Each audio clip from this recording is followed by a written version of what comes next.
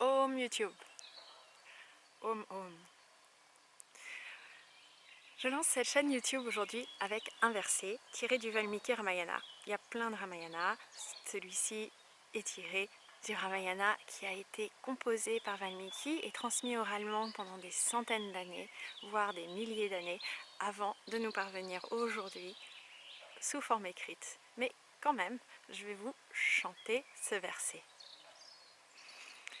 Deha buddhya tudasosmi, jiva buddhya todam shakaha, atma buddhya tvamevaham, iti me nishchita matihi. Alors, qu'est-ce que c'est? Donc comme je vous l'ai dit, c'est du sanskrit, et c'est en réalité la réponse à une question. La question, kastvam, qui es-tu? Quelle est ta relation avec moi? Cette question est posée à Sri Hanumanji, aussi appelé le dieu singe, par la personne qu'il adore par-dessus tout au monde, la personne à qui il est entièrement dévoué, la personne qui occupe ses pensées, jours et nuits. Enfin bref, il y avait un gros enjeu. Cette personne, c'est Sri Rama. Sri Rama demande à Hanumanji, qui es-tu? Quelle est ta relation avec moi? Vous imaginez, pas très facile de répondre à cette question en un simple verset. Et pourtant, Hanumanji, c'est quelque chose qui lui est très facile parce que finalement, c'est quand même aussi le dieu qui déplace les montagnes. Il commence par répondre Deha buddhya tudasosmi.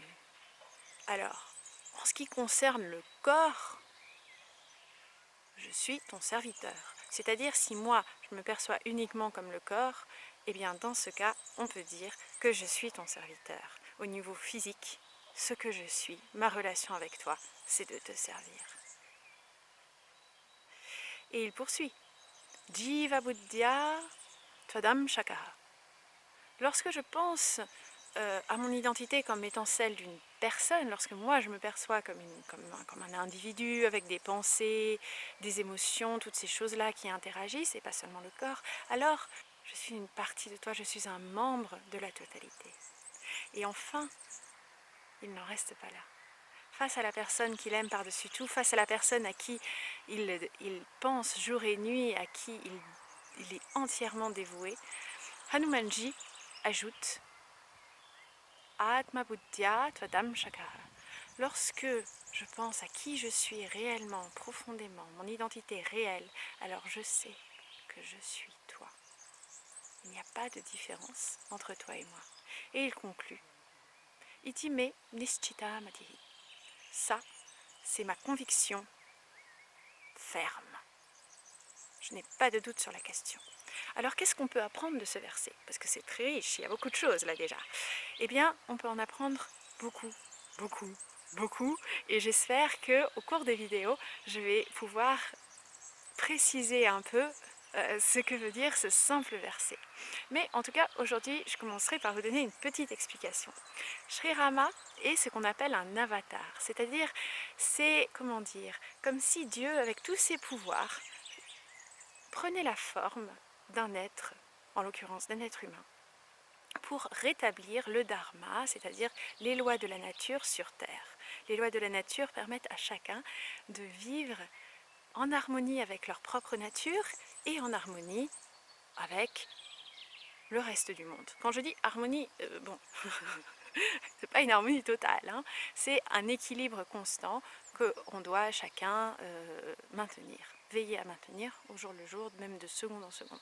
Quoi qu'il en soit, Rama donc est cette incarnation, cet avatar. Et donc en tant qu'avatar, il ne représente pas un individu, il représente la totalité de l'univers physique, mais aussi subtil. C'est-à-dire qu'il représente la totalité de l'univers matériel, tous les atomes du monde, si vous voulez, toute l'énergie du monde, mais aussi au niveau subtil, toutes les pensées, tous les concepts, toutes les émotions, toutes les expériences possibles et imaginables. Et donc, Hanumanji s'est donné pour mission de servir Rama qui représente la totalité et qui représente le dharma, les lois de l'univers. Donc lorsqu'il lui dit au niveau du corps, je suis ton serviteur, ce qu'il veut dire c'est que ses actions au jour le jour n'ont qu'un seul objectif, c'est de servir à faire du monde dans lequel on vit un monde qui soit vivable, qui soit habitable, qui soit bénéfique pour tous. Quand ensuite il dit en tant que jiva, c'est-à-dire en tant que personne, en tant que âme, en tant que personnalité, en tant qu'individu, je fais partie de toi.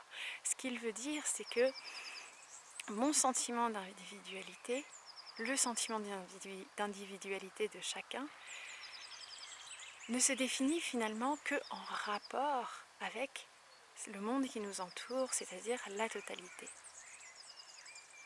Et de savoir qu'on se définit par rapport à la totalité, c'est important parce qu'on a tendance à oublier qu'on n'est pas séparé de cette totalité. Donc lorsqu'il dit « je fais partie de toi », ce qu'il veut dire, c'est qu'il a bien compris, il a absolument assimilé que son individualité n'était pas séparée de la totalité.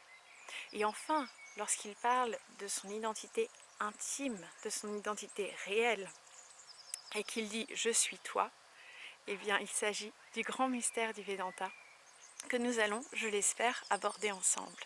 Et il donne un indice important dans le dernier quart du verset lorsqu'il dit « c'est ma conviction intime, c'est mon intime conviction ». Qu'est-ce que ça veut dire? Ça veut dire qu'il ne s'agit pas d'une expérience, ça veut dire qu'il s'agit de quelque chose qu'il a parfaitement assimilé, qu'il a parfaitement compris dans son intellect. Aujourd'hui, c'est une journée très auspicieuse pour Sri Hanumanji parce que c'est la date de naissance de Sri Rama. Et dans quelques jours, ce sera l'anniversaire de Sri Hanumanji à son tour. À cette occasion, j'espère pouvoir commencer à vous transmettre quelques textes que j'ai appris. Jusque-là, portez-vous bien.